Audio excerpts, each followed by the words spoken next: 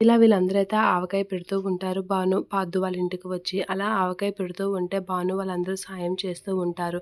ఇక అక్కడే అందరూ కూర్చొని హెల్ప్ చేస్తూ ఉంటారు. అలా హెల్ప్ చేస్తూ ఆవకాయ అయితే పెడుతూ ఉంటారు. ఇక ఏం చేయలేక పాద్దు వాళ్ళ మేనకోడలు మరదలైతే అలా చూస్తూ ఉండిపోతూ ఉంటుంది. ఇక ప్రమీల వాళ్ళందరూ అయితే ఆవకాయ కట్ చేస్తూ అన్నీ రెడీ చేస్తూ ఉంటారు ఆవకాయ పెట్టడానికి. ఇక పాద్దు వాళ్ళ అత్తయితే మీరు ఇంటింటికి వెళ్ళి పచ్చడి చేయడానికి ఎంత తీసుకుంటారు అని అడుగుతూ ఉంటుంది. ఆ మాటలకి భాను అయితే ఫీల్ అవుతూ ఉంటుంది. ఇక మా వాళ్ళ నాన్నమ్మ కూడా ఫీల్ అవుతూ ఉంటుంది. ఇక పార్థు వాళ్ళ మరదలైతే భలే అవమానించావమ్మా అని చెప్పేసి అయితే హ్యాపీగా ఫీల్ అవుతూ ఉంటుంది.